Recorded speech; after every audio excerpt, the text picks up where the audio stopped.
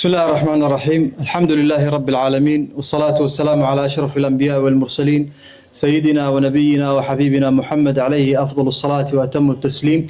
أنا أكو هلا يو تيمك معمولك أركان وحا ما أنت آدي نوين نون فرحة قلينيس حقيقة أجيبست أتكسو أجيبتين إماتنك كولن كان ومدال السنوات أنا قلت لقالنا بزنس يده أني كلمان جانسنا عن كوسينو إني إسكو برتان مدشان وجيت كان كلا إنها كلية برشمها وجيت كان كلا إنها هو إني كصوب بحذا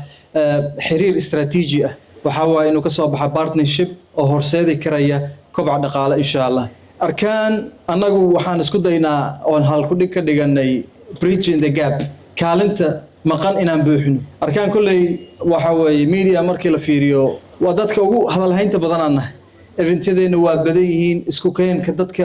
sanadka waxaan u maleynaa 20 jeer waa isku keenna intaas waxa weeye waa dareen nagu jira yaani waajib inuu naga saaran yahay waxa gaabka inaan buuxino arkaan waxay u taagan tahay arkaan waa xarun horumarineed waxay ku hoolan tahay horumarinta shakhsiga individualka iyo institutionka arkaan waa madal aan iskugu yeernay khubaro dhinac walba ka socdaan arkaan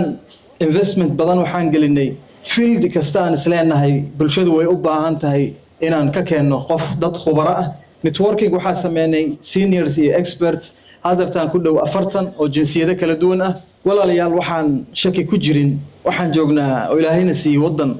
hodan ah oo aad qani u ah ilaahay wuxuuna siiyay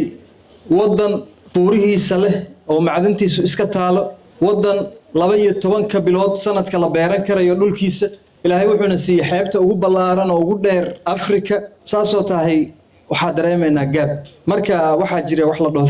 nadariyaat iyo faradiyaat nadariyo wax dadku heshiis ku yihiin inay sax tahay waxa way Soomaaliya wadan hodan iyo qani inay tahay arinta kale oo ah Soomaalida inay ka faa'iideysan karaan taas wali waxay ku jirtaa faradiyad taas waxa waa dad ku muransan war dadkaani dhulkan waa iska joogan maahan ee laguma talagalin war dhulkaani dad kala iska leh annagu si hayaal baan nahay gaab weyn baa jira waxaan u taaganahay insha Allah taala isku day lacalu caasa gaabkaas inaan buuxino himilaan leenahay 2030 hadaad akhriseen kulay warbixinadeena inaan gaarno portfolio $100 milyan oo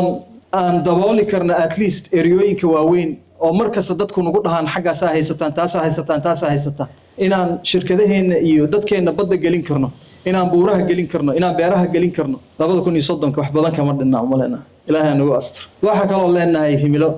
inaan ilaahay idinkiisa tusaale nool u noqono oo impact badan gelino tiro ku dhow 1 milyan oo dhalinyaro ah iyo ku shirkadood oo shirkadaha Soomaalida waxaan ka caawin karno iyo stage-ka iyo standard-kan isku dayna inaan gaarsiino waqtigu waa yar yahay hadalkana de kulay arkaan hadalkeeda waa iska badan yahay joognaa xiisa aan anagu ismaqalnama waxaan halkaan u joognaa xiisa aan idinku idin maqalno